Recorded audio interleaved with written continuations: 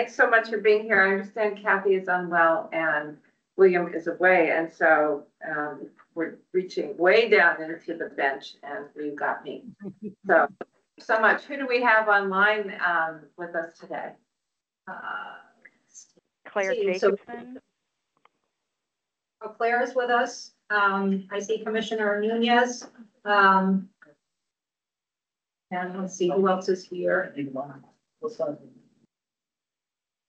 Commissioner Rowland's here. Roland and Molly is online as well. Great. All right. So we have more. Yeah. All right. Wonderful. And my time up here. Good morning. Good morning, everyone. I hope you all are well, and I think we'll be having a challenging period coming up. So thank you for all you do. We're going to start today with the guardianship program, and it's my pleasure to introduce Denise in person. We have seen you through the Long-Term Care Commission and so on. And so it's a pleasure to have you here with us today. Thank you for having me. Everybody has like bodies. It's so interesting. Okay. Okay, is everyone able to see the slides on the screen? Yes. I can see. Thank you. Yes, I can see them. Okay. I can see them. All right. Can I just like next slide and you'll stand up for me? Wonderful. Hey, thank you. Okay, so hello, my name is Denise. I work in the guardianship program. I'm technically a management intern, but Maimuna and I have come up with a new title called the Guardianship Navigator that we stole from Loudon, I think. Nice. I petitioned for guardianship guru. I think it might have been Caitlin that said that, or it might have been Helen actually. Was it you? I don't think so. I don't know. Somebody said that. Anyway, I was shut down. So it's not the guardianship guru, it is the guardianship navigator. But to understand what I do, I feel like you first need to understand some basics of what guardianship is and what that means. So I'm going to explain that to you, and then if you have questions, stop me. But basically, the way I explain it is, you remember when Britney Spears was in the news maybe a year or so ago with all the conservatorship stuff? Yes, but more conservatorship stuff. So that's when you think guardianship, think that, except in Virginia, we have what they call a bifurcated system. So it's guardianship when we're talking about taking care of the person, conservatorship when we're talking about money, property, real estate, things like that. So a guardian is somebody that the court appoints to make decisions on behalf of somebody who has been deemed to be incapacitated. Only the court can deem somebody to be incapacitated. Doctors can make recommendations and say, hey, I think maybe this person might lack decision-making capabilities, but they're not the ones making that final judgment. An important note, a finding that the person displays just poor judgment alone does not meet the criteria for incapacity. Basically what that means is you're allowed to make really bad choices. As long as you are capable of understanding the consequences and what making that choice means, have at it. If you aren't able to understand the full weight of that decision is when you start looking at incapacity. So when a guardian's appointed, they start making decisions about the person's support, their care, health, safety, habilitation, education, their therapies and treatments, and then also residence if indicated. The powers that the guardian have are only what is in the court order, so nothing more, nothing less. And then just a note, conservatorships are managed by the Commissioner of Accounts. I don't answer questions about those. They have different deadlines and different fee structures, and I don't give out bad information. So I just give their book. Okay. So guardianship in Arlington. The county's guardianship program was formally established in 1986. What we saw was before the volunteer program came into place, the sheriff's office was actually being appointed as the guardian of the person for incapacitated people. Mm-hmm. And as you can imagine, that went really well. So in seeing that, the sheriff's office was not like super well equipped to be making these decisions for people because they're doing other things the sheriff's office is responsible for. We established this volunteer program, which I'll talk a little bit more about, where we have community members come in and they serve for individuals who don't have a guardian. I don't remember the exact date, but 1986 precedes when the public guardianship program started. So we started this before that. And then the public guardianship program, we'll talk about a little bit. The wait lists are really long, so the volunteer program is really beneficial. There are between 450 and 500 active guardianship clients, depends kind of on the time of year. Are people moving out? Are more people moving in? We tend to see like August, September, kind of a little bit of an influx of cases, and then holidays come around, you see less cases being petitioned, so it just depends. And then right now, we have 16 active volunteer guardians. If I'm not mistaken, I want to say 12 of them are attorneys, which we give them some of our more complex cases. And then Audrey's one too, if we'd ever get a case to give to her. So yes, okay, we can next slide. Okay, so the role of the guardianship navigator. I tried not to use I, but I'm gonna say I because it's me, and otherwise it just feels strange. But here's some of the things that I do. So I track and review guardianship reports. I act as the subject matter expert for the community and then for DHS. I support the court-appointed guardians. I attend the guardianship panel. I don't sit on it. I'm not a voting member, and we'll talk about that. I serve on Virginia's Wings Committee. I partner with the circuit court. A little known thing, but this is kind of like my hidden talent. I'm really good at finding people. So I do research online. I'm not a stalker, I promise, but to help locate clients and then also family members. And then I maintain the volunteer program, and that's last but certainly not least. So we'll talk a little bit more about all of that. When we're talking about guardianship reports, the guardianship report is something that guardians are required to file 6 months after appointment, and then every year after that, for as long as they are the guardian, or typically as long as the person is alive. We don't see many restorations. Guardianship tends to be like that end of the line kind of thing. Once it's appointed, it tends to stay in place. I've seen maybe 3 restorations, so that gives you an idea in the last 3 years. So I review every report, all of them that come in.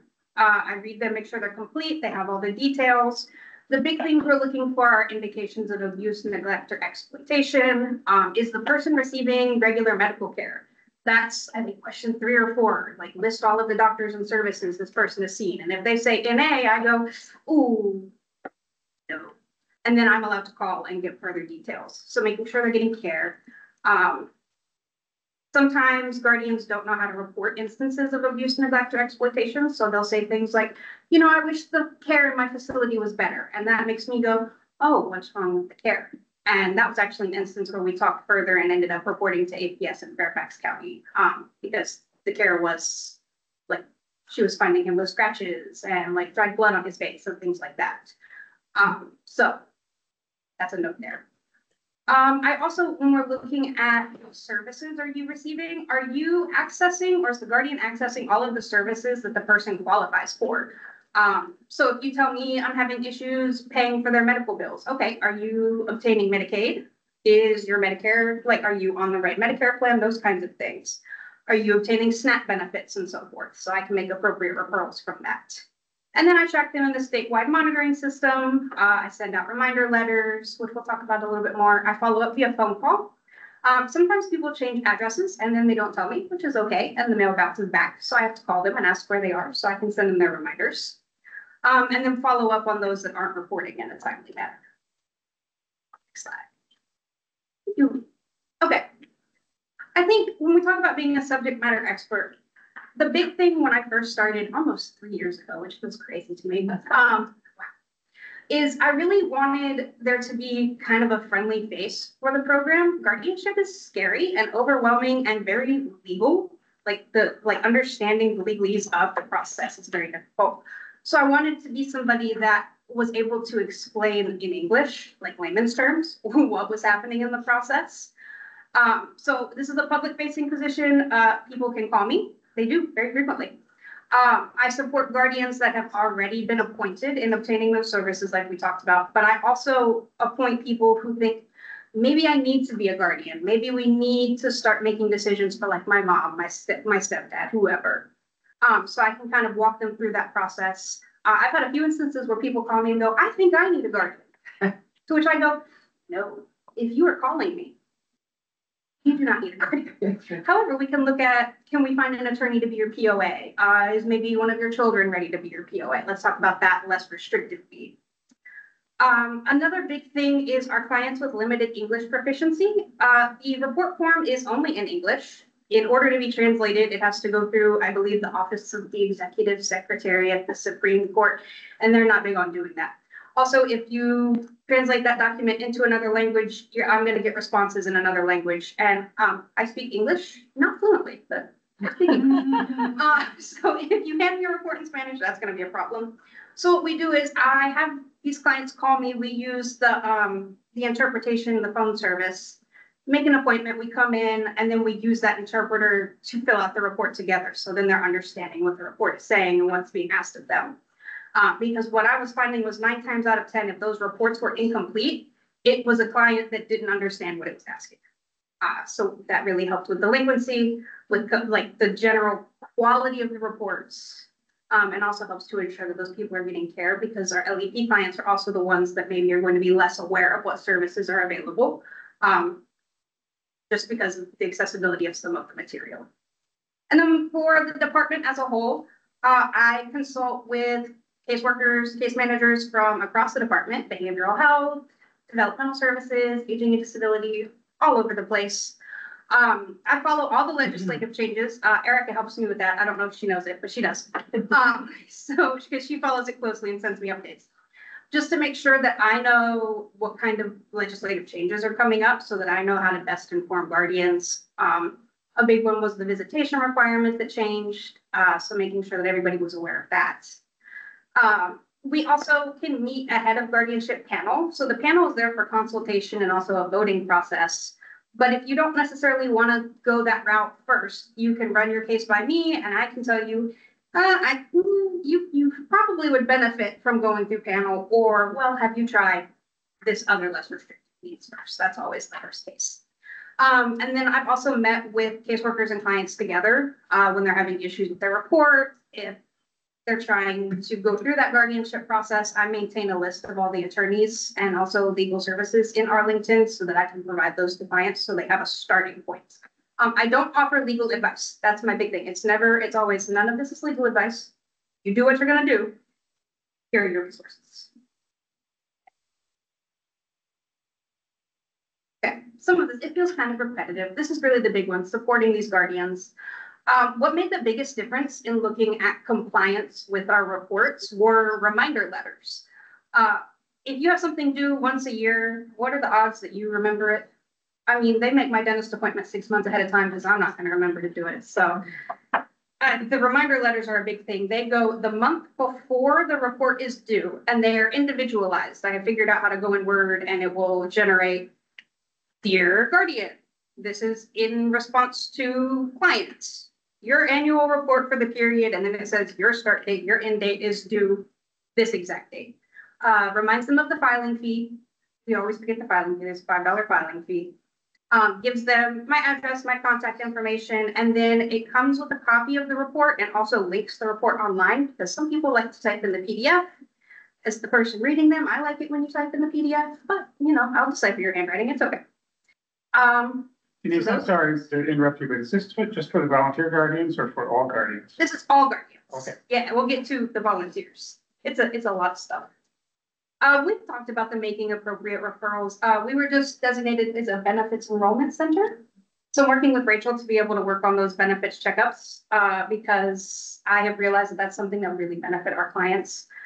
A lot of times what I have found is a good portion of our clients are not connected to other services. It's probably about 50-50, maybe a little more than 50% are, because a good portion of them are developmental services clients.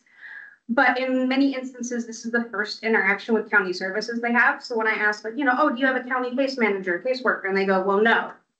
Okay, is that something we benefit from? Let's talk that through. And then also just looking at, so many people don't know the wide range of services that DHS offers. So like letting them know, giving them the access to that one really big document that lists all of our services and being like, look, this is what we have. Talk to the ADRC, the Resource Center, see what might benefit you.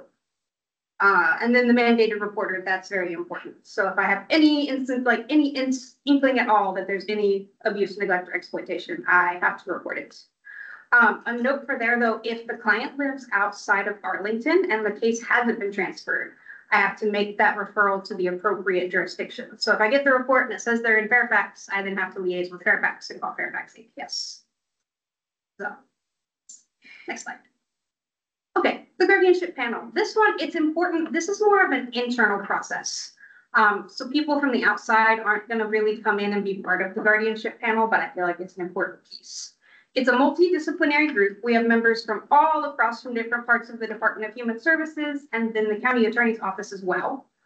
It meets monthly, and here's cases of clients who have been identified as needing a guardian. So this is somebody who already has a caseworker, be it adult services, adult protective services, behavioral health.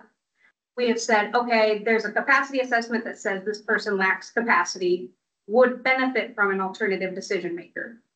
The caseworker then presents this to the panel, and the panel votes. Okay, yes, this person would benefit, or no, there is a least restrictive option that we can try. Let's do that first. The big goal here is protecting the rights of the client, because guardianship is really a last resort. It takes away pretty much all of your rights. You can't enter in a contract. In most cases, you can't get a driver's license. You can't decide where you live and sign leases, things like that. So we really want this to be the last resort possible. So they vote no, recommendations. Important here, sometimes clients come through panel and they have a family member that's identified to serve. They come through panel because they need help with the petitioning process. It's very expensive to get an attorney. I think the petitioning process is upwards of, what are we at, 7,000? Is that what Jean told me, I believe? 7 to 10, depending on complexity. Yeah. Yes, depending on complexity, how many times they have to like go to court, and like how much time the case takes. So it's very expensive. Yes. That's the attorney fees or that's being paid to people? No, that's the attorney fees. So what we typically have them do is go through legal services of Northern Virginia. But legal services is very busy, as you can imagine. So if legal services turns the client away, we can then look back at the county petitioning for them. If they don't have family or friends to serve and they don't have the assets to pay an attorney out of pocket to be their guardian, then we look at, okay, who's going to meet their need best? A community volunteer, maybe a pro bono attorney if you can swing that, or the public guardianship program. Typically, the volunteer is ideal. We have volunteers ready. Audrey knows that. The wait time for public guardians is very, very long. So when you get on the public guardianship list and you get a public guardian, you tend to be there for life. You don't see many restorations out of that program. So it's unfortunately really waiting until somebody passes for a space to open up, or for the legislator to be like, yeah, sure, we'll fund new spots. But again, What is the public guardian program? the ARC of Northern Virginia is the public guardian provider from this area. But they provide for Loudoun, Prince William, Fairfax, Falls Church, Alexandria. And there's some state funding to cover that? Yeah. Yes. Public guardianship is, do you want to talk about, it's a state funded program? Yes, so DARS administrates it, right? Yes, the Department of Aging and Rehabilitative Services for the state. Yes, they administer it. They have public guardianship providers that go by region.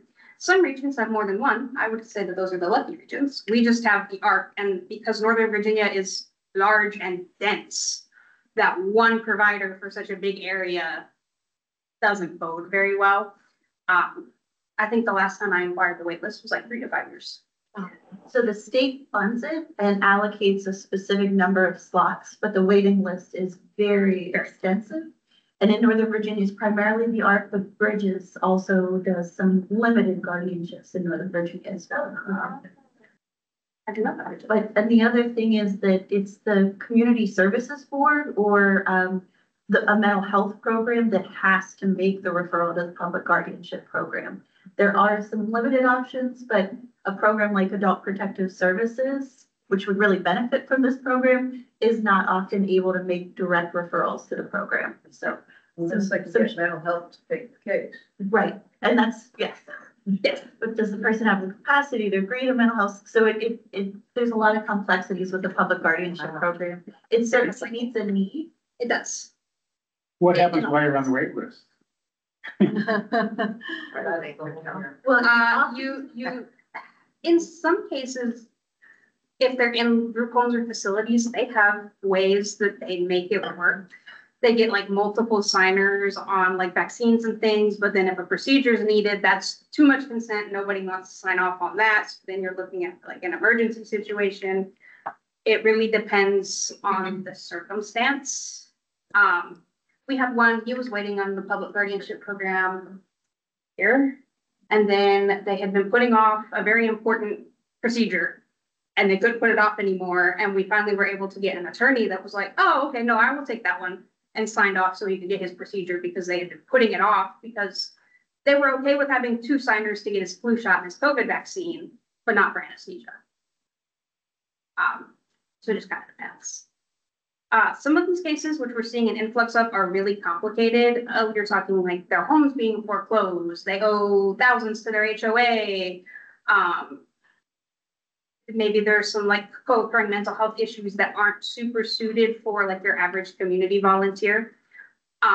Because you don't want to overwhelm your community volunteer and make them regret becoming a volunteer. So some of those that are a little more complex, I look towards our attorneys, but we have done that so often that our attorneys are not very excited to hear from me and have another pro bono case on their load. So we're running into, it's a little bit harder to get these complex cases taken care of, but we're working on it. I have lots of ideas. None of them have come to fruition, so they're living in my head, but Rachel and mine and I have. We do have one, and I think, Charlie, to your point, we've had 2 individuals, one Kasha knows very well, remain open to adult protective services and have stayed at the shelter, because somebody's home was foreclosed upon, they were deemed to lack capacity, but refused to sign a lease or to secure housing. And so in those cases, we kind of had to beg an attorney to help take the case. This individual actually petitioned against the guardianship, and there was a full jury trial. He was deemed to lack capacity and be in need of a guardian. But one of the things that with Denise, Maimuna, Jim, we are looking at having some funds to help pay for those really complex cases, that maybe an attorney can help with the complexities, and then we can hand off to a volunteer guardian when it's a little more neat. Yes. But so we are looking, because Alexandria, there's a program in Virginia Beach, but there are some programs statewide that will pay private attorneys for some of these services, because we are seeing higher acuities, complexities of these cases, and certainly trying to be creative in how we identify some solutions. Okay, it's the panel. Okay, now WINGS. WINGS is, and I love this name, the Working Interdisciplinary Network of Guardianship Stakeholders. And that's a mouthful, you see why we call it WINGS. This is a statewide committee where people from across different jurisdictions and different areas. So we have different probate clerks. We just had some commissioners of accounts join, different judges that work in guardianship, attorneys, people from different levels of the Department of Aging and Rehabilitative Services, and then also other departments of human services. We get together 3 times a year as the whole body. And what we're really trying to do is look at systemic issues in guardianship, promote less restrictive options, always, ensuring accountability in the guardianship process, and then strengthen individual rights. So we're looking at like the guardianship process as a whole, ensuring that the rights of everyone involved in that process are protected. So like a really good example, we're talking about trying to make forms and things more accessible. But in making forms more accessible, we don't want to make it so people feel like they don't need an attorney for this process, because this is one that you really need an attorney for the court process, things like that. I also serve with Erica on the Training and Resources Committee, the subcommittee. We meet in between the big WINGS meetings. Something we've been working on now are one-pagers about some of our least restrictive options, because WINGS put out the, Erica, tell me if I tell the name wrong, the options in Virginia to help another person make decisions. Yes, it's a very big book. If you have, it's probably like 15 pages. If you've ever worked with the public, you know they're not reading that. They're not. It's 15 pages. We're not doing that. So my goal is to take that, smush it into like one-pagers, why they're called one-pagers, that give you like the briefest overview possible of what these least restrictive means are. And then if you go, oh, hey, no, maybe that power of attorney would work, then you can go to the big document or go to like the Civil Liberties Union's website and get more information on those kinds of things. That's really our big one. And then we had a pilot program too, where we were looking at guardianship report compliance and things like that. Okay, yeah, that's all I've got on that. Okay, partnering with the court. This is a big one. This has really been kind of a little bit of my pride and joy. I go every Friday to court, every Friday when I don't have something else at like 10 a.m. inevitably. But I attend the court hearings. I don't go into the courtroom itself because when they hear the cases, they tend to hear their case and then go right to the probate clerk's office. So I hang out with Mary, the probate clerk, and I sit in on the qualification process, and I'm there to answer any questions. I can put their information into our database and get their exact dates and things for them so they have them right then and there. Like last Friday, we had an LEP client come and we were explaining that here's the process, here's the letter you'll get from me. When you get that letter, call me. Don't just show up because I'm only in the office twice a week. I hate for you to come all the way down there and me not be there. But make an appointment with me, we'll do this report. And they were like, oh, really? Together? Yeah, of course, totally, I'll be there. And then with our delinquent reports, so I am required twice a year to send a report to the circuit court and then to DARS as well, outlining who is 90 or more days delinquent and filing their report. We actually do that monthly with Mary and I, where she sends me, hey, here's who I'm missing. Is this right? And then I go through, because sometimes I will have mail from that week, and I go through and sort it and tell her, no, here, I've got this one, this one. We verify addresses. Because their system doesn't update addresses the way ours do, and then the systems don't talk, so making sure we have right mailing addresses. The court sends out letters saying, hey, you didn't send your report in. If you don't do that, there's going to be a court hearing scheduled. Sometimes the letters from me that say, hey, you didn't do it, those don't scare people. The court letters tend to scare people, and I get more letters that way. So then my reports are turned in. And then if they don't file, we have processes with Judge Fiore where he issues orders to show cause and orders to appear. And then we move forward in that way. But that really reduces our delinquency rates. Okay. This is kind of my favorite thing. Conducting research. Locating clients is a big one. Sometimes clients under guardianship just kind of leave their homes or their care facilities. And then we can't find them. Their guardians can't find them. And then we're sitting here going, well, this is a person who needs someone to help them make decisions. What do we do? So I'm able to kind of do some research, talk to their caseworkers, figure out where they might have gone. The best case comes to mind is we had somebody, his guardian reported that he went missing, was it 2 or 3 years? That one that we have in Christine? He was gone for like 3 years. And he was the 2 guardian, years. 2 years. It was 2 years. It was 2 years. Yeah. And the guardian said, well, I can't find him. We need to dismiss this case. And we were like, ooh, well, we have to make every effort to find him. And I was able to look through the different databases online, couldn't find him there. Ended up calling the city where he had always said that he was going to go back to. And I ended up finding him. It was unfortunate, even passed. That was how I found him. But I did end up locating him after several hours of research. So that works. And then locating family is a big one. I couldn't find it in the code. So I think this is something that Christine likes us to do because it's not in the code that we have to notify at least 2 family members. So I believe that is our goal, that we need to locate at least 2 to notify of guardianship proceedings.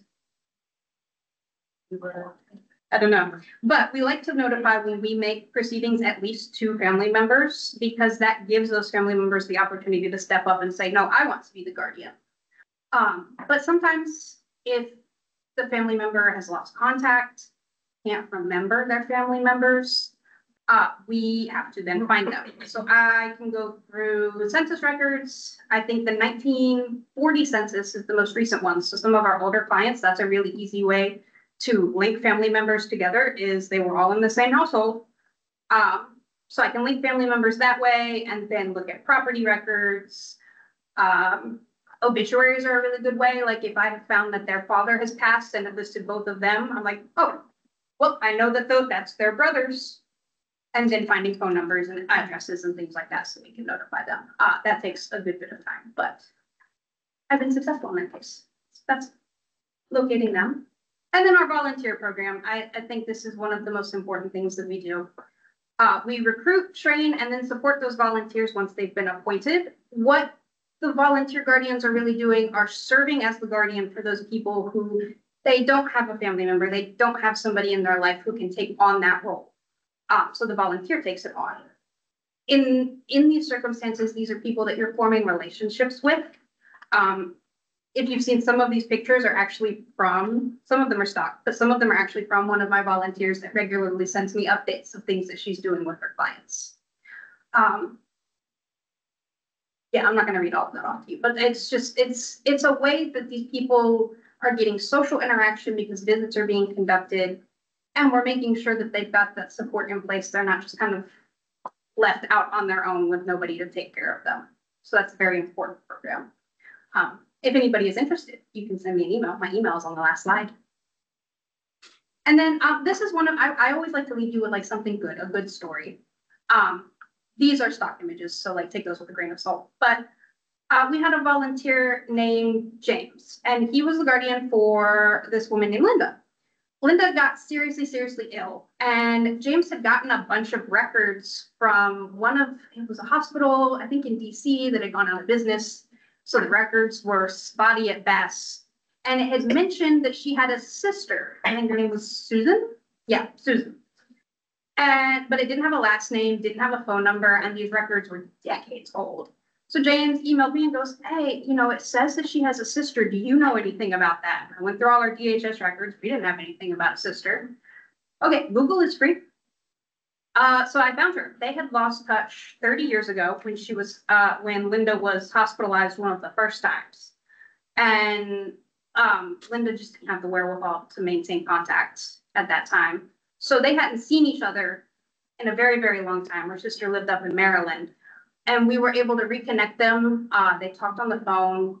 They were both a little bit older, not really able to travel. But they were able to talk on the phone a few times. And then ultimately, when Linda passed away, James made sure that her ashes went home to Susan. So they weren't just kind of left unclaimed. They went home, which is really lovely. Yes. So that's my heartwarming story I will leave you with. This is my contact information. You can email me anytime or call me. And can I send these slides out to anyone? Yes, of course. Thank you. With question. So you said you had 16 right now? Yes. Statewide, how many are there? So the volunteer program is really exclusive to Arlington. Oh, really? Yes. That's one, I've given some talks at the Department of Aging and Rehabilitative Services on the program. That's a way to meet needs in our communities, but it's really an Arlington specific program right now. Any other questions? Charlie? Is Judge Fiore the only judge who hears guardianship cases, or do other judges also hear? Judge Wheat, I think is her name. She hears them too. When I go in the past few weeks, she's been in there. But the one that issues the orders tends to be Judge Fiore. Do you feel the judges are well tuned to understanding guardianship? The ones that I've seen, I think so. They ask really thorough questions. They seem to have reviewed their GAO reports. But Eric can attest to this. We are looking at the quality of guardian ad litem reports as well, and that's a whole separate beast. Because that's what the judges are using to make their determinations in some cases. They shouldn't, that's not the be all end all, we know that. But looking at, are those reports helpful in giving them all of the information they need to make these determinations? Does every respondent have an attorney? No, so a guardian ad litem is appointed. I know, but is there also an attorney for the? If they want one, or if the guardian ad litem suggests that they should have one, recommends they should have one, but most of the time, no. They do have a right to petition. Yes. And in that case, an attorney is appointed. And then it would go to jury trial, and it's heard in the circuit court in those cases. Yes. You have to have the money to make your attorney? No, the court appoints one in that case. Oh, okay, that's good. So the petitioner bears the brunt of the fees, like the attorney fees. The respondent, they get the attorneys appointed on their behalf. Does that make sense? But the money comes out of the person's estate to pay the attorney, doesn't it? Unless they're in. Yeah, unless Unless they're in. And then I saw, Anthony, you had a question in the chat. Yeah, I did. I can just read it out. You mentioned they cannot enter into contracts or even get a license once they're under guardianship. Is that correct? Depending on what the order says in like plenary guardianships where they take all the rights, yes, but some of them can be limited to say like, no, this person can keep their driver's license. This person can do X, Y, and Z. So it depends on what the order states. Okay, in the event that the order is kind of all encompassing, can the older adult work themselves out of the guardianship to get a license, for example? Or is this typically, like a one-way street? Once they're in guardianship for an older adult, there's no going back, you know? That's kind of my So question. Is it a difficult process for the older adult to work themselves back? Maybe they were going through a hard time, something happened, but they were able to, bounce back. Is that yes. something that's typical, and what's the process? So in some of those cases where we're thinking like strokes and things that maybe whatever the incapacity is temporary, what we see are the judges enter temporary orders where they appoint a guardian for a limited time frame, like 3 months, 6 months, and then they come back in and they reevaluate. And in those cases, the guardian's pretty honest about being like, no, I think this person can make their own decisions. I think we're good to go.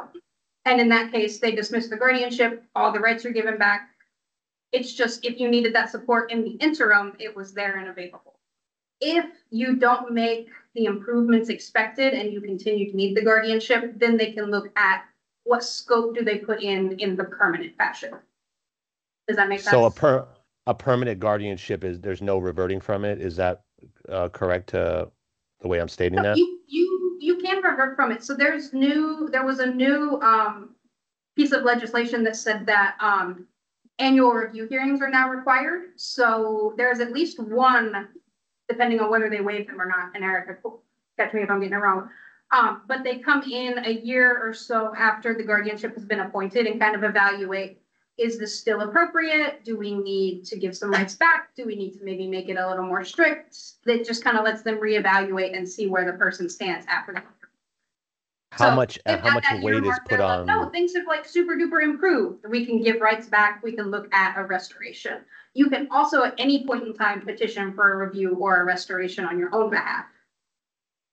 Okay, that's separate from the guardian. That would be the older adult petitioning for a review, correct? So they can, or the guardian can. I've seen it I'm thinking of a case where the guardian came to me and definitely was like, no, my brother does not need a guardian. Can you help me get out of this? And we figured out, I don't remember how we ended up. I think we went back to the attorney that petitioned it. Yes. Yes. And went back and he was fully restored. It was, it was an individual who was living in a nursing home and wanted to live independently. And the brother who was serving as the guardian, you still have to go through the court process, but there is a way to kind of overturn the guardianship. But I think that's the importance of whoever is petitioning. Denise's role of really kind of navigating them through the process is that it is an option of last resort. So making sure that whether it's Department of Human Services petitioning a family member, that they're taking it very seriously, they understand the roles and responsibilities. We have the proper documentation, we have the capacity evaluations, medical professionals. But then the other side of that is that's why it's so important to have those legal documents in place, to have your power of attorney, to help your healthcare decision makers, to make sure whoever is appointed knows that they are appointed, so that guardianship isn't, we don't want the option to be pursued, but unfortunately it is something that is pursued. But I know we have to move on, but Denise, you've done an amazing job. So thank you so much for your presentation. Thank you. Process, and we appreciate you helping us understand. I want everybody to know how rare this is. Not every county in Virginia has a program like this. Not every county has a volunteer program. It is very, very rare. Not every county has somebody following up with the court like Denise does. Not every place has a screening program like we have. I mean, we do so many things in gardens that are only in our life. And so that's why this position is really so important for we to our dealing basic rights, guardianship on persons and individuals. So, and particularly if you don't have the time. So, getting counsel for everybody up front so that they don't have to go through it if it's unnecessary or it's an overbroad order. And then, making it more possible to get recognition. One of the things that the legislature just did, and I'm going to wrap this up, but they were very concerned about people not being able to get their rights restored. And so they said, you know, you shouldn't have to petition the court to get your rights restored. How's a person who's been under guardianship going to file a formal petition? You can write an informal letter to the court. And so there are things like that that are being worked on at the state level. But here in Arlington, we're really several jumps ahead. I really want to compliment Denise because she's done a terrific job. Thank you, Denise. This is Claire. I'm on the phone. May I ask a question? Sure, one more question. Go ahead, Claire. Okay, I'm on the phone. Hi, Denise. I'm on the phone, and that's my option, so I don't catch everything you've said. And I don't know on your slides, since the guardianship can be so restrictive at times, and although from what you're saying, some conditions can be met to make it less restrictive, driving and whatever. In your slides, is there an option less restrictive than the guardianship, not the POA, but are there other options? And if they're in your slides, I will wait until Helen sends them out. But that was my question. Are there other options? Yeah. Yeah, so I can send, they're not in the slides, but I can send that the options in Virginia to help another person make decisions. I can give that to Helen and she can get it out. Okay, right, thank you, Denise. Thank you. Thank you. No, I believe Claire will read the 15 pages. All right. Thank you all very much. I wish we could spend more time on this, but we have yet another presentation. All right, to come back. No, not at all. Jackie Igo is with the Arlington Adult Day Program. I can do it from here. You're welcome to do it from here. Okay. Can it pick her up? So that's what I'm hoping. You might have to come up. We might have to. Right, I will. There you go. And while we are waiting for Jackie to come up here, I just want to make note that if there is a request for public comment, if you could please either let Helen know or put it in the chat. We will deal with that as soon as Jackie has completed her presentation. We skipped over that in our anxiousness to learn more about guardianship. So, Jackie, thank you for being with us today. You're welcome. Go for My pleasure. I have to tell you all, this is the first PowerPoint I've done in about 15 years. And so I just want to set your expectations at the right level. Looks great so far. Yeah. We can read it well. Thank you. So obviously, we're here to talk about the caregiver support services that we offer or that we're beginning to offer in Arlington. Question number one, what is caregiver support? It can be many things.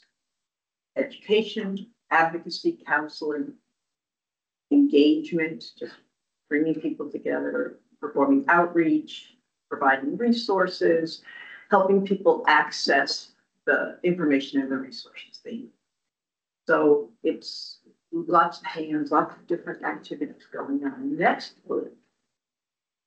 oh, that's small. I should have stayed up there. Okay, so I'm the caregiver support coordinator, and when the position was developed about 2.5 years ago, and since Arlington, I assume this is why, the Arlington Adult Day Program is a day program for people who need an awful lot of support and who usually have family caregivers. It was located there at Arlington Adult Day Program. And what I do there is I provide admissions support and discharge planning, sit on the care planning team. The team and I put on quarterly education programs for the caregivers, both the caregivers. Let me back up. We have a total of 42 people enrolled in our program. So we support those caregivers as well as caregivers of people who are on the waiting list and anyone who has indicated to us through maybe a support group or whatever that they would like to be receive information and participate in these activities. Provide political support for the staff and participants usually around dementia, behaviors, sometimes depression. And act as a consultant for the aging and disability staff for their cases where there are caregivers or individuals who need extra supports. And collaborate with our community partners to bring programs to organizations that may not be aware of services available. Isn't that nice? So, it went away. Oh, so the services are, this position is funded through a Title III grant, which I guess is a federal thing, which trickles down to the state and then gets. It's part of our Older Americans Act funding, yeah. Of course, yeah. And the specific things that we provide at this time under this program are information referral to any Arlington person interested. Caregiver education, community outreach, and caregiver counseling.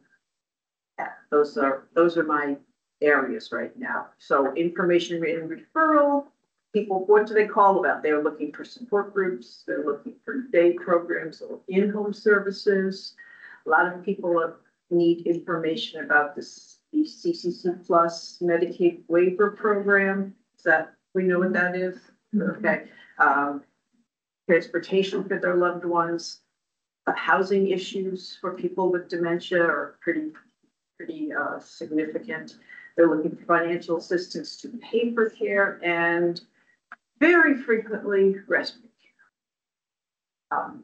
Many of our clients live with family members who are their caregivers. That's. Oh, so I thought you might want to know a little bit about respite. Actually, Helen thought you might like to know a little bit about respite.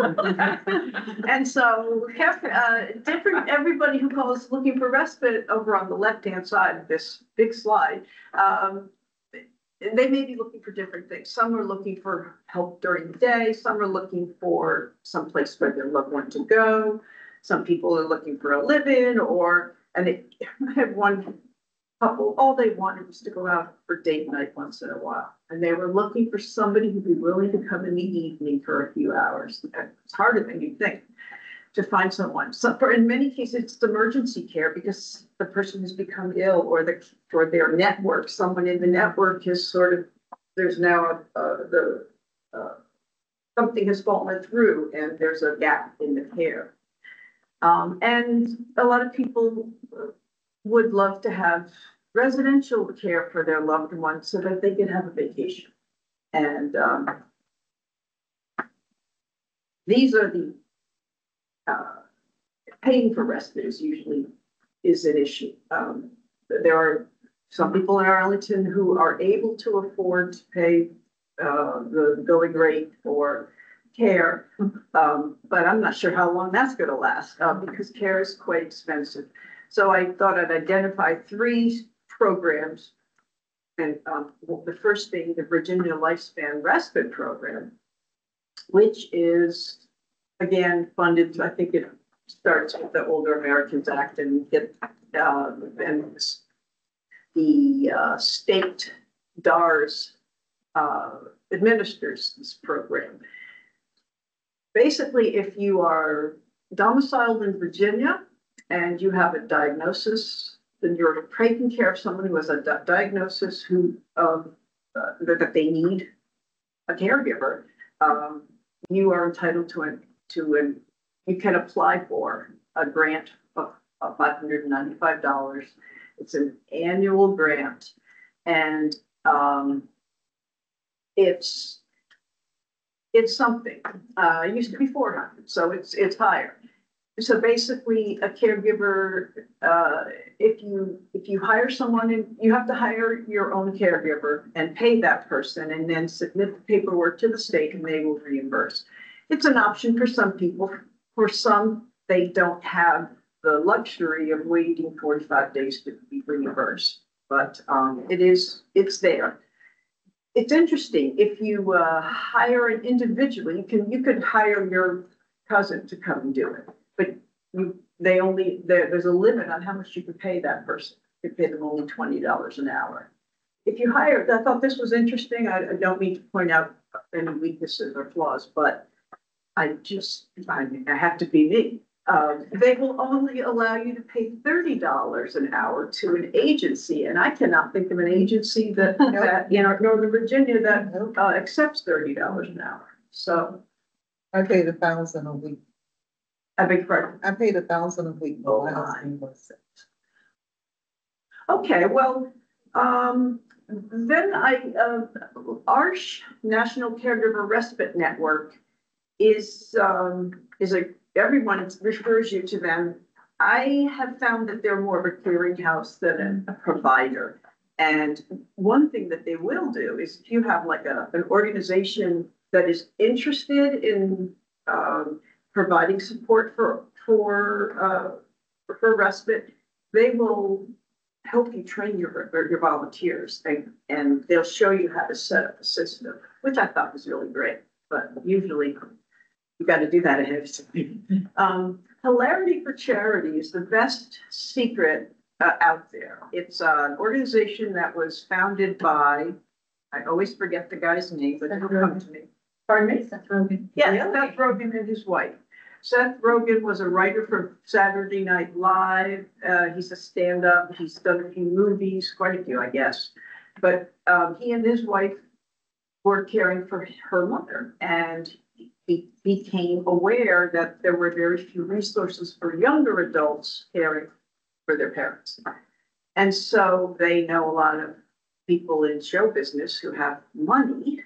And so they raised a tremendous amount of money. And now, as of right now,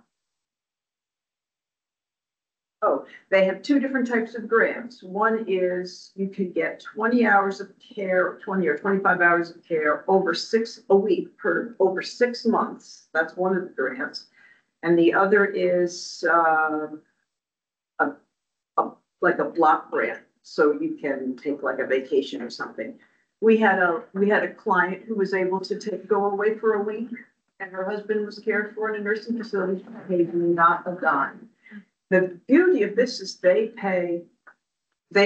work with, Home Instead. Home Instead sets up the staffing, they pay Home Instead. So there's the burden of the scheduling and the payment is removed from the caregiver. Even though they were set up for younger adult caregivers, when I called them, they said they've never turned anybody away. So, I encourage, and they've, if you get I think the first option of a grant is 3 months. It's a shorter period of time, but more hours. You can, as soon as they accept or they process that grant, you can apply again. You can apply up to 3 times within an 18-month period. So if you have an extended situation, and some people use it to supplement the care that they're already paying for. If they can only afford, 5 hours a day, they can supplement on a daily basis using those funds. The CC Plus waiver program also has respite. Everybody who's accepted into that program receives 480 hours of respite, which is well, I'm how many hours it is, but anyhow, most of the agencies, in my opinion, this is not the official policy of the Aging and Disability Service, but I worked with many people on the waiver program, and what would typically happen is they, especially in the beginning, would only be approved in their regular program for maybe 5 hours a day, but the family needed 8. And so they would start pulling from the respite hours right from the start. So most people don't end up with the ability to use a chunk of hours to really take a rest. But it's something. And the last one is the wrapped dementia program, has some limited respite beds for their clients. several wrapped clients are also our clients over at the adult day program. And so we've been able to work together to help folks.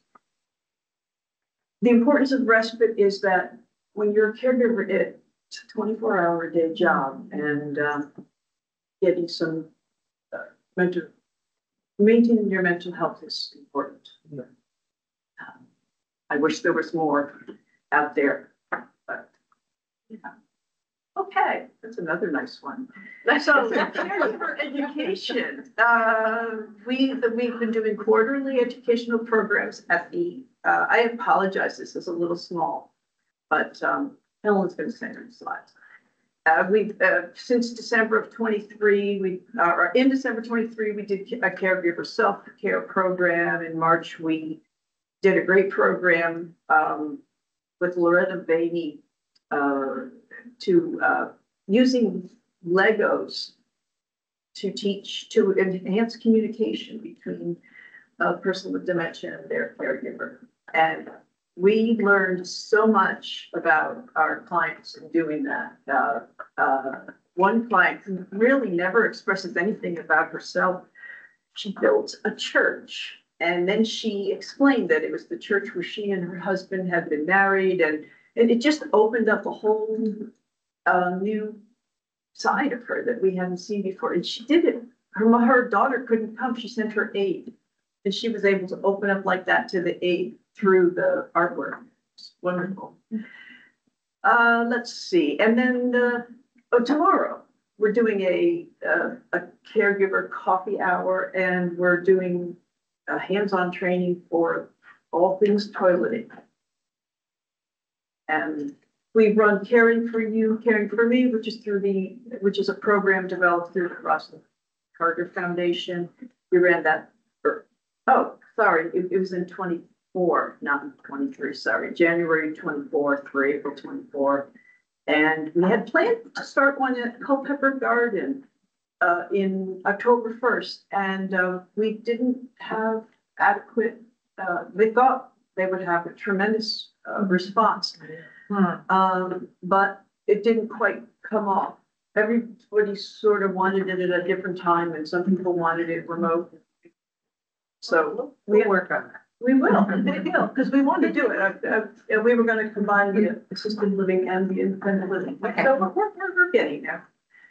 Oh, and that thing that says enhancing your presentation, I couldn't figure out how to delete it.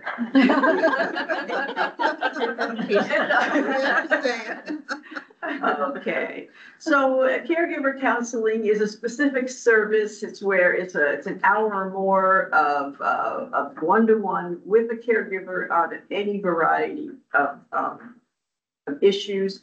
The most common is when they're in crisis. There's something has happened that a lot of future planning and encouraging people to plan for the future. There's a real reluctance among, especially when it's the adult child, it's a real reluctance to plan for the future because they just want their mom or dad to stay where they are. And a lot of help making decisions and a lot of support that there's some guilt, I think, involved in some of these decisions. Just to teaching some stress management and self-care. There's a lot of loss, which is it's ambiguous loss because the person is still there in front of you. It's not really recognized by your friends and your people who aren't totally intimate. And so you kind of along with that. Other mental health concerns, a lot of anxiety amongst caregivers, also amongst our participants. A lot of high anxiety. I think that I'm starting to think it's kind of part of a dementia syndrome. And then the adjustment to family role changes. My mom says I didn't like. Comes to the program one day, says I didn't like it, and the son or daughter is afraid to bring them back because, well, she's the mom. And anyhow, and adjusting and learning about the progression of the illness. And I'm probably going over time, so I don't want to rush through it, but if you could just tell me to do that. Okay. I'd like to be able to do more outreach, but we're getting there. We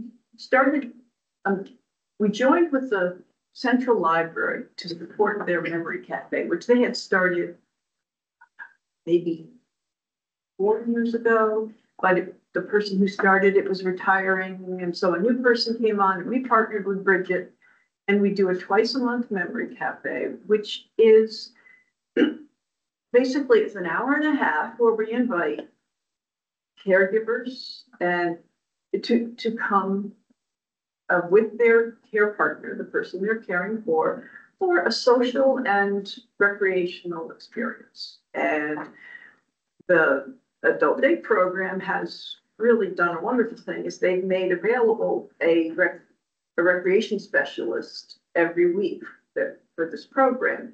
And so that specialist will bring a program over, or sometimes we have volunteers. Somebody from the Arts Center last week came and did a project with folks, but it's an opportunity for a caregiver to have a pleasurable interaction with their loved one as well as a community, but they're not responsible for figuring out what they're going to do or making the food or any of the logistics. They just come, and it's really lovely. The friendships among the caregivers have been really nice to see them develop, and we see them referring each other. Like one person got to the point where she wanted to refer her husband to the center, and then she had put it off for a very long time because she felt like she should be the one taking care. And then she felt such relief at how free, at having some free time, that she's now made herself an evangelist. And she goes to everybody at the memory cafe and says, "You really should send her someone." I'm sorry. Okay. Also, Santa Research is a physician and his staff who are doing dementia research in over at Virginia Hospital Center, and they approached us about doing some memory screenings. And so we sort of partnered, and we've done now 3 jointly sponsored memory screenings for the community, and then provide resources, when they're there. And many people who've come from memory screenings are caregivers, because I think when you're a caregiver, you notice everything you think is going to happen. Okay. We do outreach at health fairs and any senior or county events that we can get to. And I've been doing a lot of work with senior center staff, the senior parks department, senior center staff, about the people who are attending their programs who they need some support and some advice on how to handle and whether it's time to refer to us. That's been a great relationship. Before we move off this, I just want to point out to Jackie, the Memory Cafe has been so successful at Central Library. They're starting another one in February, right? Yes. South Arlington. Yes, and we wanted to bring something to South Arlington. The Columbia Pike Library had wanted to take it on, but thank you. Mm-hmm. But there's a tremendous amount of construction over there and no parking spots. So Walter Reed Community Center very graciously agreed to house it until our Columbia Pike can take it back. Oh my. Helen wanted to know what the trends were.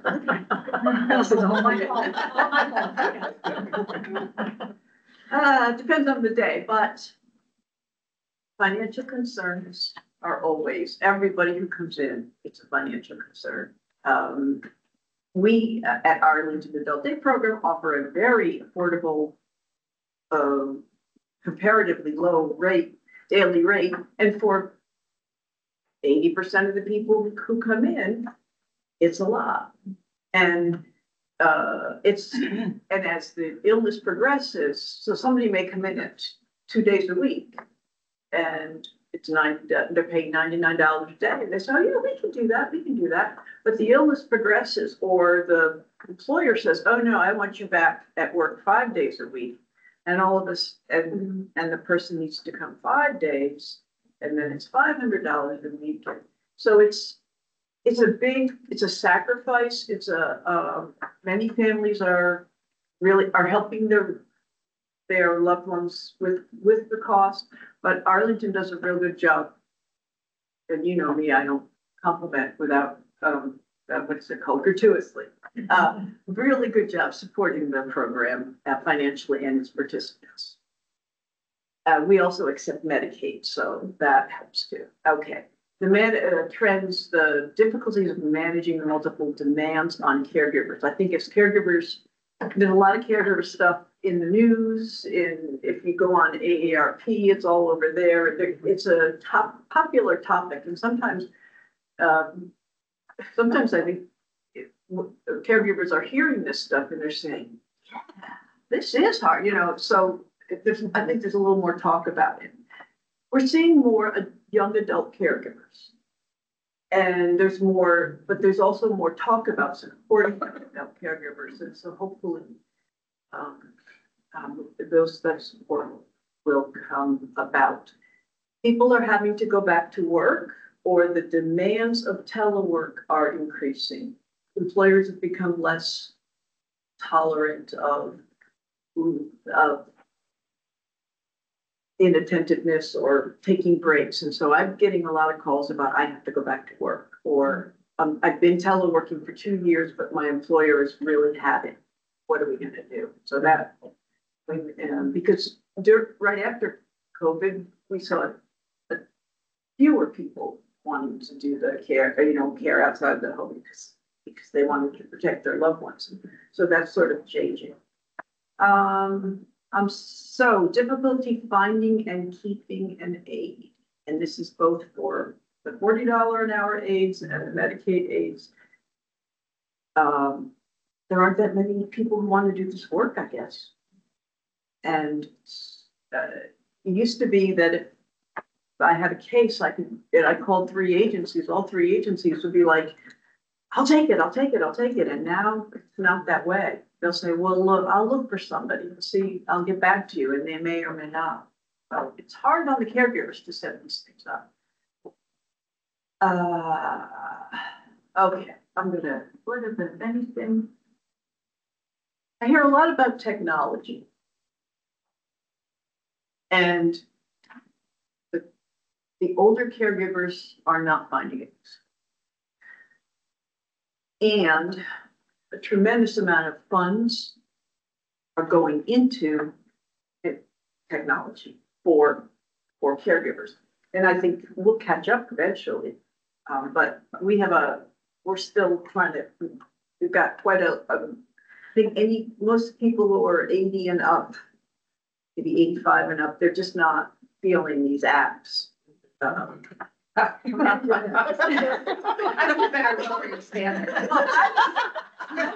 I'm 20 years behind that, and I'm not feeling it, but I mean, it really, there's a limited amount your phone can really do for you. So I think there are some people who wish that, anyhow. I'm sorry. Many caregiver programs are volunteer driven. And that's a wonderful thing, but it's also indicative of that there isn't that much fun. And a lot of volunteers tend to be retired and they move or they age out. And so it's hard, I think it's hard to keep some of the programs strong. That's kind of a trend I'm seeing. Okay, I'm almost done. The title of I don't know that much about this really, but except that next funding year, we will be asked to provide a more full range of services. under Title Yeah, III. and I can speak to that just really quickly. ACL is, I believe it's ACL. So through DARS, we're being told that there are a certain number of programs now that are going to be required for us to deliver. The good news is we're doing or starting most of them this year. But, you know, it then becomes another funding issue of we are required to do these programs, but there's not additional funding that comes with them to make sure that we can continue to fund Jackie to do all of this great work. So. Well, you're, okay, Jackie and Company. So anyhow, these are the areas where they want us to provide services, to provide information to assist caregivers with access. We really are doing it. It's just to provide counseling support groups, education, respite service, respite care, which is going to cut into funds, I imagine, and then supplemental services, not otherwise indicated. They break this down into then 18 different categories of services, which I decided not to type up. So there's a lot of different things they're looking for. They're all very valuable services, and I look forward to hearing how that's going to happen. Thank you.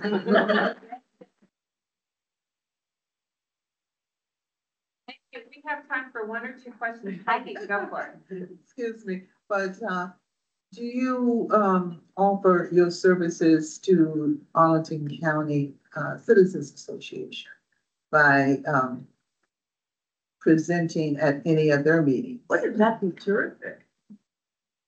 I think we've put some, I should get my notebook.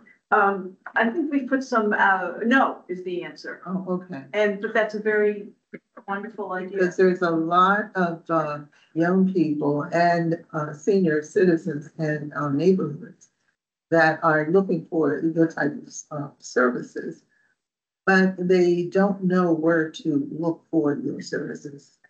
And most of those organizations have, well, there used to be actual newsletters, but. Correct, but the newsletters are online now Yeah. to the members. That's the only. I think you've got a presentation you can launch to, you know, maybe the Civic Federation and they branch it out. So Yeah. that might be a great link. Yes. I'm You're gonna taking this on the road? take it on the road. So you better polish up those slides. Yes. Quick question. Are there income or age requirements? Or. So does the person, Program? right, for any of these grants, for example, That's a good do question. you have to be a senior? Does this person have to be an older adult? Could this be a disabled younger person? Do you have to meet an income ceiling to be eligible for the grants? To the grants that I mentioned, other than the Medicaid grants, for the respite are not, there's no ceiling. And most, if not all of these apply to older adults and adults with disabilities. Okay, thank you. Yeah, and we're charged through the Older Americans Act to prioritize those who are more needy, but they are available to Arlington. Kristen. I was gonna say, in addition to what Peggy was saying, coordinating with like the local PTAs, because you have a lot of the parents that are in that sandwich where they are taking care of kids and also are taking care of their parents. To be able to have that as a resource, Yes. to know would be incredibly helpful. Yeah.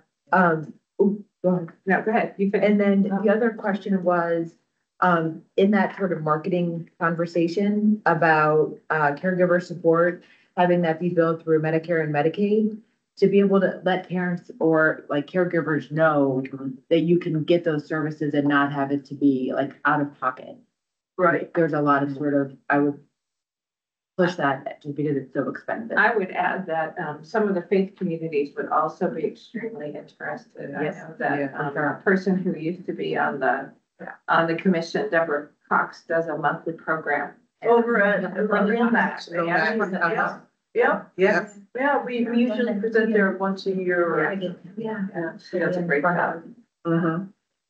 An interesting point that we had a couple of people so far this year that we were referred for the Medicaid because of their income and assets and were not qualified because their houses were worth too much. That's a problem.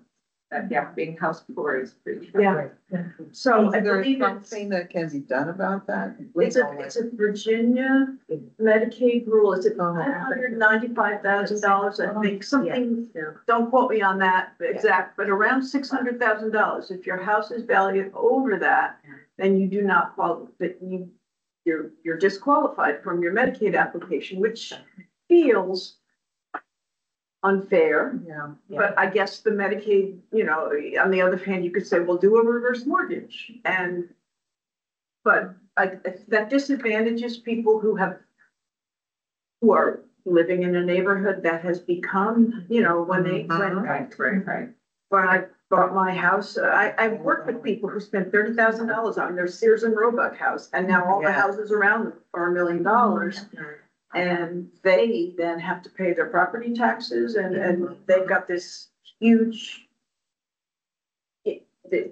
this property, little house that's worth so much, but they've lived there for the last 50 years and they have dementia. And is it fair?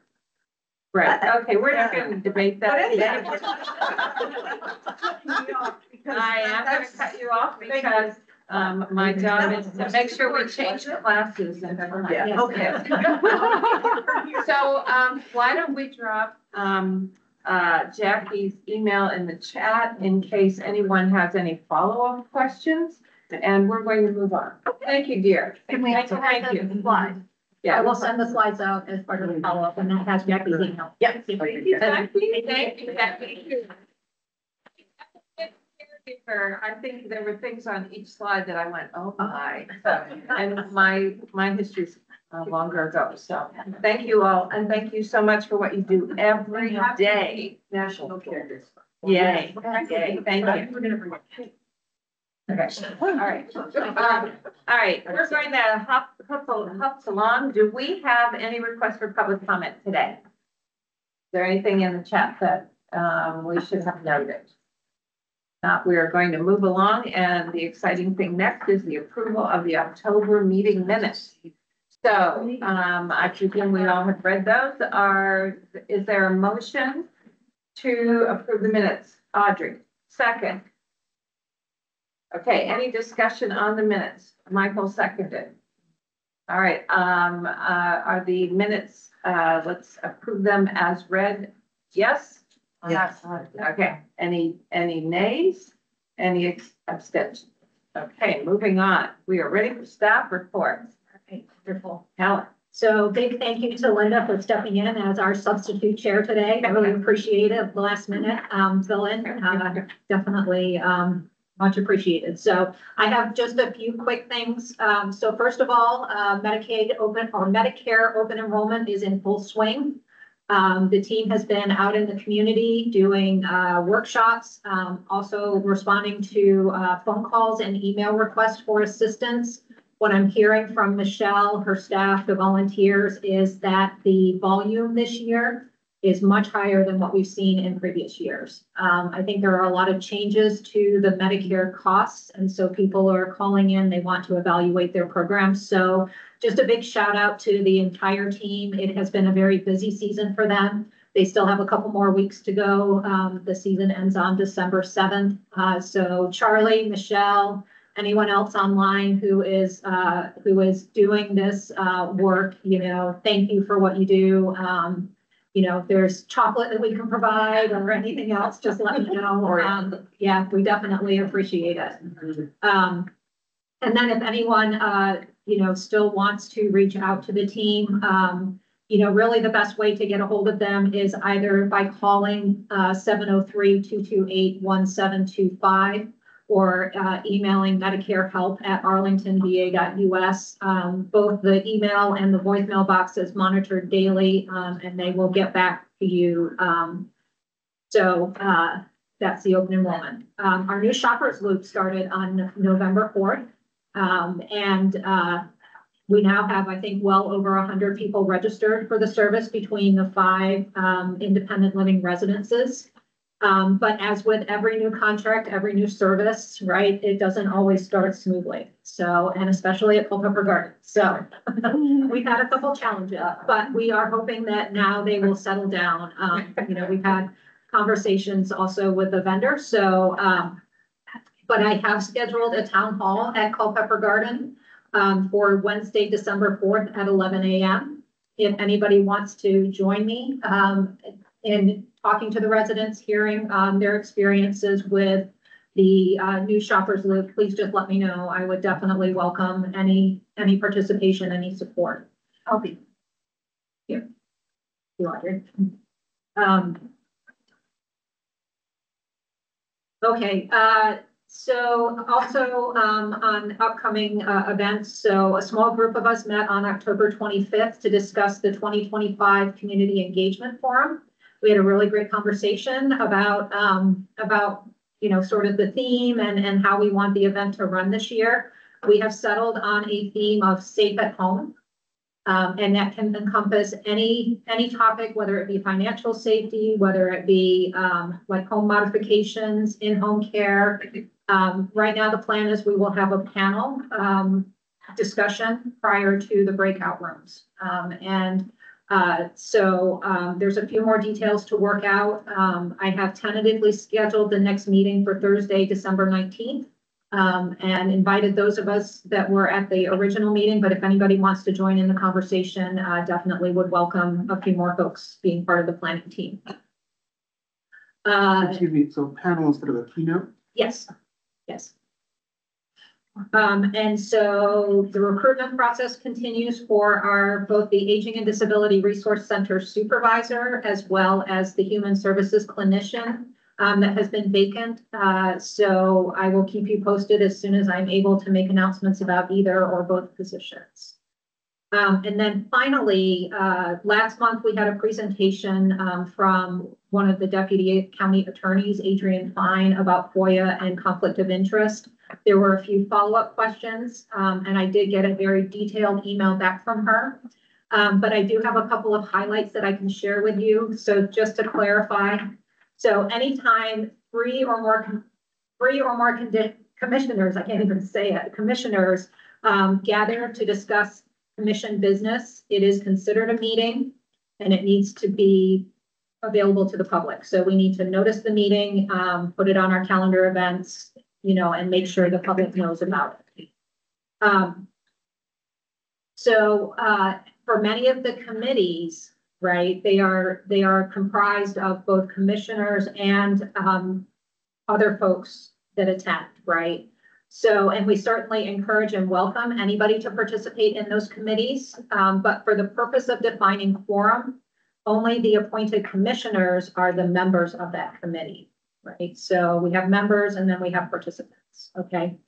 For committees, right, it's either your quorum or three or more commissioners that determines whether it's a public meeting. So for example, I'm going to pick on housing because they're sitting right here. Michael and Audrey and Peggy are the three commissioners on the housing committee. So their quorum is 2 people. So if Audrey and Michael decide to go have coffee to talk about the agenda for the upcoming meeting, that's actually considered a public meeting. We need to notice it and we need to invite the public to it if they want to attend. Okay. So it's either your quorum or it is 3 or more that make it a meeting that has to be noticed. Okay. Clear as mud? Yeah. Yeah. Clear as mud. Yep. Okay. And then my final reminder on the Freedom of Information Act, public meetings, things. When we are fully remote, or when there are commissioners that are participating virtually for any of the legitimate reasons, you need to be on camera for the full meeting. Otherwise, you don't count as being a participant in the meeting. Okay, so people need to see the commissioners, be able to know that you're there. So, and with that, that's my update. So I'll pass it off to Rachel.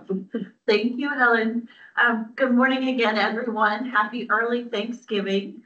I want to thank again Denise and Jackie for their presentations. I think very for a Monday morning, very energized and really just amazing, insightful presentations. So it is an honor to work with such dedicated and passionate colleagues, and I'm glad they were able to share with everyone, both in person, online, and for the future as well. I just wanted to share a few updates. Our benefits enrollment center is continuing to grow and blossom. I want to thank Tanae and Michelle Thomas for your partnerships. We are going to cross serving 300 individuals this week. We're, as of this morning, at 289 individuals that we have served. The team has been in the community this past quarter. We've done a number of outreach events in partnership with the VICAP team. We have one this afternoon at the Carlin, which is one of our independent living residences. And then we'll be at Path Forward later this week for the inaugural health fair that Kasha helped to schedule, lead, plan, all of the above. So we're really excited for that. Our next volunteer meeting will be December 2nd from 2 to 3 o'clock. If anyone is interested in joining, please send me an email, and we will talk about our outreach events for 2025, which sounds unbelievably close, but also still so far away. And then again, how we can target the most, those most in need and those who are at highest risk for housing instability.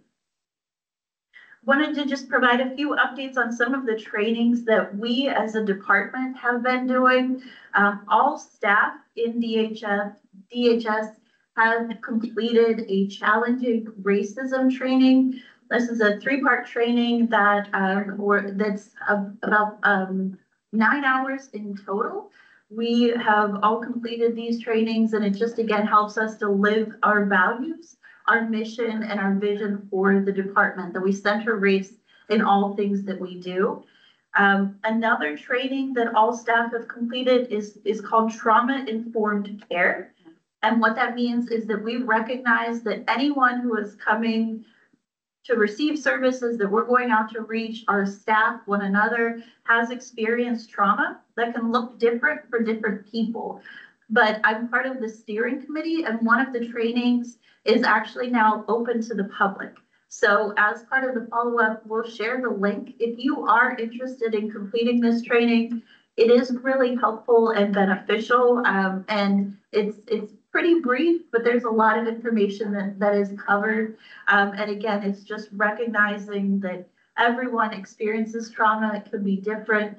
And for older adults, that can be generational trauma. It can be trauma from things that were experienced, trauma from race, from culture, from language, religion. So again, it's a free training, but I would encourage everyone to please take part in that. And all DHS staff have completed those trainings as well. Bright Spot, the auxiliary grant, which is the way that Virginians have access to a subsidy for assisted living, is increasing in 2025. The rate for Northern Virginia will go from $2,079 to $2,103. A little increase, but something. The personal needs allowance remains at $87, but affordable assisted living is such a need. It is such a need. In Arlington, the only options that we have are Culpeper Garden as well as Mary Marshall. Culpeper Garden has a pretty extensive waiting list for assisted living, but there continues to need to be advocacy really at the state level to increase the auxiliary grant amounts so that assisted living is able to be more accessible to people of all incomes.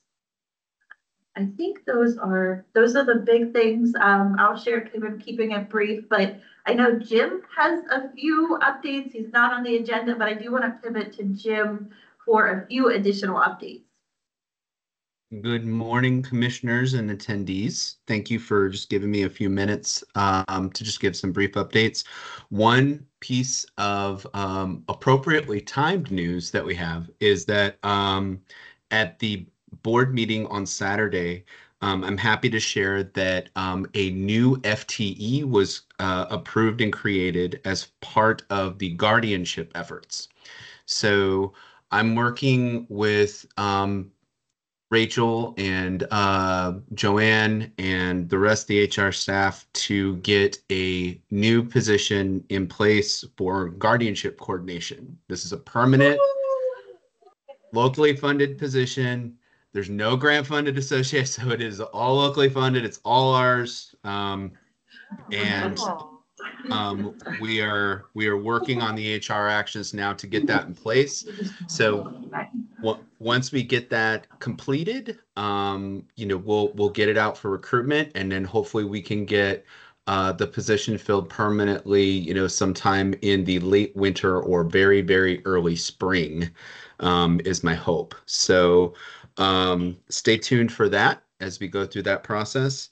And then the other update that I just wanted to share, that I know this commission is particularly interested in, is the Cherrydale lease amendment.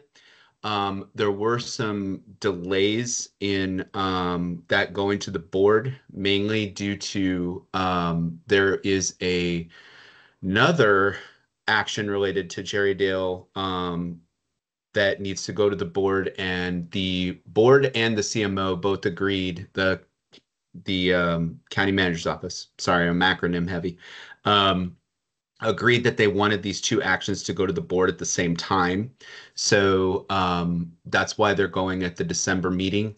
The second action that's going to the board, it revolves around a site plan approval, because they are upgrading the electrical infrastructure at Cherrydale to accommodate the tracheotomy unit that's going downstairs, and that does require like a CPHD level approval. So they needed to do a board report, but I was unaware of this when we were working on all of the lease amendments. So 2 points converged, and it was decided that these should go to the board at the same time.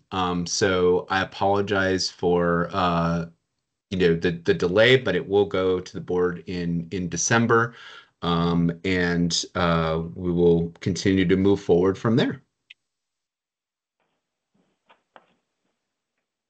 All right. Thank you, Jim. Thank you, Helen. Thank you, Rachel. And I just want to take this time to acknowledge I have an amazing team. I don't need to provide any other updates. They have taken it on and they've done a marvelous job. And behind every leader, a great leader is really a great leader because of the phenomenal team members. And that's what I have. And so I just want to take this time in the season of gratitude and really be thankful. Thankful for my team, thankful for the division. I've been with the division for 15 years, and every time I wake up, I get excited because I have people that really are about the mission, the purpose. And thank all of you as advocates. Each time I'm able to come, it's just a rich amount of action that you're doing for the cause. And let's not be discouraged. Let's be encouraged. Let's be motivated on the things that we can do within our spheres of control. There's a lot we can do, and we can still make a difference. So we're going into 2025 with that. Thank you all. Good pep talk. Yeah, and I appreciate you from that. It's sometimes difficult. Okay, any questions for Helen, Rachel, or Maimuna, or Jim before we move forward? Okay, hearing none. The chair's report, I'm presuming that has already been given or in writing, but I have none. So the next item will be updates from the committees. Aging, equity, and engagement. Carlos, would you be willing to tell us if you have anything in addition you want to add? Sure. So several of the members were able to participate in the No Wrong Door working session or Advisory Council. Advisory Council. It was very informative. I for one learned a lot, and I love the fact that they provided various providers, not only in terms of the services, give to our region, but also opportunity to learn from all the other folks that were in the. And then the Community Foundation did have their listening session to learn of the needs of LGBTQ folks locally. And there were about 70 people who participated. And there'll be a summary report that I'll circulate to all the commissioners on that. And I'm going to keep it moving for today because I gotta leave soon. Okay, thank you. Moving on, any questions for Carlos before we move on to health and wellness? Health and wellness, we have 4 commissioners currently. I will, this December is my last official day to be a commissioner, but we are moving forward with our information gathering. And each of us has been taking on a role. We meet quarterly. Our next meeting is in December 6th. And anyone is welcome to join us that would like to. I am happy to announce that our 2 co-chairs are sitting side by side over there. And Kate and Kasha, I really appreciate it. Kathy is also on the committee, as is Molly, and I'll continue on it because until I get my head around what dental services we have, I'm not going to give up on that. But if you care to, we're moving through the topics that we're really information gathering on. And if you have anything medical or wellness related that you think could benefit us, if you'd shoot us an email, that'd be terrific. Do you have anything you 2 want to add right now? No. All right. Then moving on to housing and supportive services. Just quickly, we hadn't met since the last one, so there was no report, but we are meeting tomorrow. And Caitlin Jones is coming to present about the home ownership study, which goes to the board in December. So if anyone is interested in hearing more about the study or providing feedback, tomorrow afternoon at 3 would be the time to do it. I sent that out to the committee today, but not to everybody else. And I am working on her, Erica, and others' recommendations, a tracking spreadsheet for work on older adult affordable housing and assisted living. So if the health and wellness group wants to use the same spreadsheet to look at, to track where are the developments in assisted living and who's the developer and what stage they're at in the project development and how many units they're going to be and all that kind of stuff. Let me know and I'll just send you a link to the Google spreadsheet. Yes, yes, please. Okay. We can share information there. I'll send it to you and you can, it's very draft, so it may be a few days till we make sure it works. But I've put in the information for Melwood. And if anyone is interested in Melwood, at noon today is a site visit, literally down there at 23rd and 26th. I thought it was 23rd. It's 23rd. Anyway, it's in right before you get to all days. It's days, right? Yeah, 23rd and Hayes. Hayes, right. And there's an SPRC from 7 to 9 tonight about it. So if you need details, let me know. Thank you. That's it for me. Great. Thank you. Any questions? You all do so much. Thank you so much for what you do. Just a quick comment for the tracker. Does anyone from the ombudsman team join your meetings? No. Okay. Because I believe the ombudsman program keeps track of some of the upcoming developments. So even if they don't attend the meetings, it might be nice to connect with them. Who would I?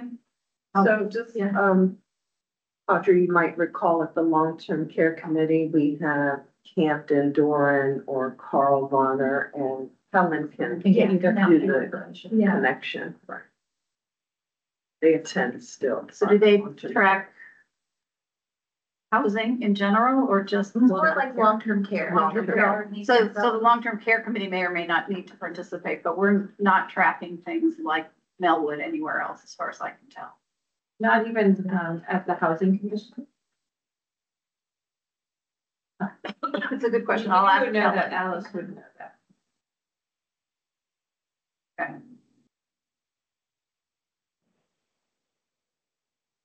Like, housing is awfully complicated and, yeah, and really needs a lot of advocacy, so we'll help you. Legislative, is there anything legislative wise we wanted to bring up? Who's that? Yeah. Anthony. Yes. Good morning. So we met last week. We have touched base with all the delegates and Senator Favola included here in Arlington, minus Delegate McClure, who is still on maternity leave. So we'll be touching base with her when she is back in the coming weeks. I spoke at the county board meeting on Saturday on a couple topics that we had discussed during the legislative committee meeting. And we have the NVAN meeting coming up tomorrow where we'll be touching base on everyone's progress so far in terms of outreach and looking for sponsors. That's all. And one other just quick note while we're talking NVAN, the Peninsula Area Agency on Aging is coordinating a Virginia-wide older adults day in Richmond. It will be February 5th, I believe, but I'll get that exact date. But if anyone is interested, it will be talked about at the NVAN meeting tomorrow.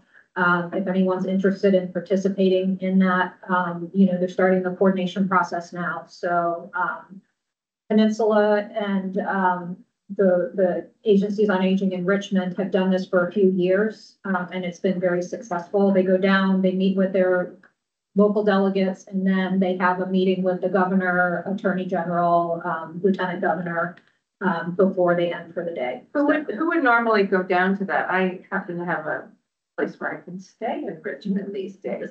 So I could just use that excuse. Yeah. I mean, anyone from the commission, from NVAN, that wants to be part of it, just. Anthony, I know I'm not a very good participant, but my new granddaughter lives in Richmond, and so it's a good excuse to go down there. So if I can be helpful in February, let me know, okay? Thank you. All right. Anybody else? Long-term care residences. Charlie. We met Thursday of last week. I think the last thing I mentioned that we had met in October at Vitality, which we're trying to do at least every other meeting, try to meet at one of the long-term care sites. And we're trying, hopefully next month, to meet at Mary Marshall. I'm not sure whether that's nailed down yet, but that's our goal. It is. And everyone is invited to those. I learned a tremendous amount about these facilities when you actually go there to hear from folks. So it makes a big difference.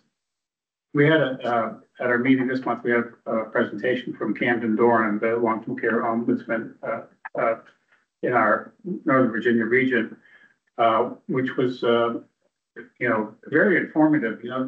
I didn't realize that they had some 148 long-term care facilities that they monitor in Northern Virginia alone. There's almost 900 across the state. We have a big chunk of them in Northern Virginia, including, that includes 29 skilled nursing facilities. They have 7 full-time staff, 1 part-time staff, and rely on 30 volunteers. So it's a great program, and it's stretched to the limit. But we are lucky to have a more robust program in many parts of the country. So that's the good news. But they always need more help. And then the rest of the meeting, we had a kind of a we get regular reports from the ombudsman on statistics of complaints that they're receiving from the public health department. We often get reports also from the fire department, which was not there this month, and adult day, and then liaison reports from liaison to each of the facilities, which have been, keeping liaison to each facility has been somewhat of a challenge, but we're kind of doubling down on efforts to get nursing home directors to work with liaison. And we also have an upcoming meeting, a first real meeting of the community advisory, the reinvigorated community advisory council for Cherrydale, which we hope we can kind of develop into a model that we can then replicate at other facilities. That, did I forget anything? No, that meeting is gonna be the 21st for the Cherrydale Community Advisory, so we're excited about great. Thanks, Charlie. Okay, thank you. Any questions of Charlie? All right, moving on, transportation. Do we have any update on transportation? Yes. Did we all do our survey? Yes, thank you, everyone, that was able to fill out this survey. We spent our November 8th Transportation Committee meeting just talking through the input that everyone provided.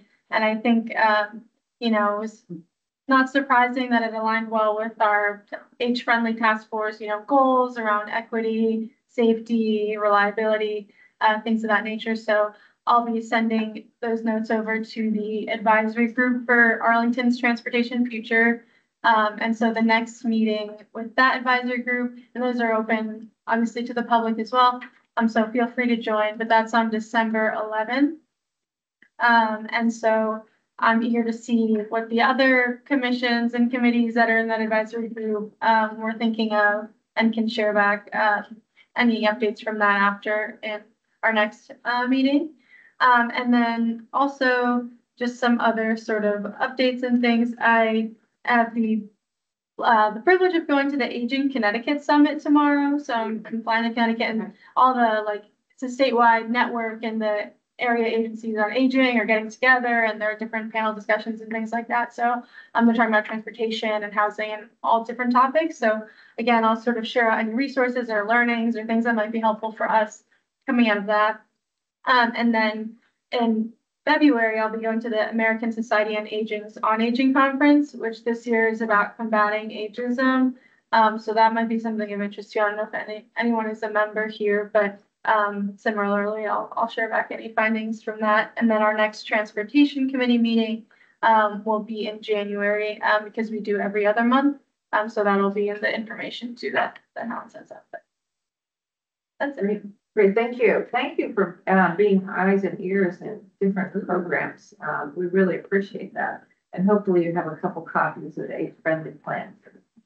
Check off those boxes and all the information we're trying to gather or replicate here. So thank you so much for that. All right, any questions, Carolina, before we move on? Okay, liaison updates. Those are pretty much written. I don't know that I saw Wendy. She had to drop off. She did. Any other liaison updates that we need to be aware of? No? Okay. Any old business? Any new business? Yes. So I'm not sure this falls into old or new, probably new. So we were talking about the December 6th meeting and speaker, and sent a note about maybe having someone from the police department, sheriff's department speak, or I thought maybe our Marion that we shared a table with at the foundation function, who has an amazing book that he wrote at age 98 about how important it is to save our planet through a peace lens. And he's an amazing speaker, so it might be different to have someone like him. It's going to be celebratory. Yeah. I love him. 100 years of age and his mind is growing. Wow. Yeah. Wow, I would vote for him. Just chatting with him, he has worked with Dr. Martin Luther King Jr. He has met President Johnson, President Reagan. I mean, his history is phenomenal. And he's amazing. He helped carve out the Older Americans Act. He was a co-founder of Peace Institute, which is where they honored him 2 months ago. And he worked side by side with the real Marshall and witnessed things that we only read about in books. Please, anybody have any descending viewpoints? We're doing this. Okay. That's right. I spoke about philosophy, but I don't see any reason why that wouldn't be absolutely wonderful. Yeah, you're gonna have his book, right? Yes, he's available. He's a busy man. That would be fabulous. I think we would all love it. Yeah, I'm sorry it won't be in person because we could have a much more. But anyway, that sounds wonderful. All right. Just briefly, thank you, Linda, again for stepping in as chair today. It is so timely. Because our December meeting will be virtual, we wanted to use this time to just thank Linda for her leadership. Helen was able to create a lovely little certificate and, just something of a small token of our appreciation. But Linda has been with the Commission on Aging for 6 years. She helped to shepherd us through COVID. And I still remember talking to you, I think almost daily of what are we gonna do? How are we gonna pivot? But your leadership was steadfast through a pandemic. You have such a heart and passion for this work, for housing, affordable housing, now dental. And we are just, we've seen you grow and really just thrive. And so on a very small token, this is not generic, right? Some cute little flowers for you. As a way to say thank you for your many contributions, for your leadership. We are going to miss you, but we hope you don't go very far. Okay, well, I promise not to go very far. Thank you. It's been a real privilege. And I certainly am going to stay active on a couple committees, and COPIP will always be in the middle of my heart somewhere. So thank you, and stay in touch with me. And some of the outreach that I see through Lomax and Brenda Cox and some of the other organizations, I think will take this much further. So thanks for what you all do, and thank you to your wonderful staff. One of the things that's lovely is to highlight those who are doing the work on the ground. And so thank you for being with us and showing that passion every day. Appreciate it so much. And I know we have recruitment. So how many people are you down now starting next month? We have one current vacancy, and then at the end of December, we have a second. So, all right, so find some older folks and yes, they do have to be 60 or above. No more youngsters. All right, we almost on time. Oh, we're gonna adjourn 4 minutes early. I want William to know that. All right, may I have a motion to adjourn? Got it. All right. Happy Thanksgiving. Happy Thanksgiving.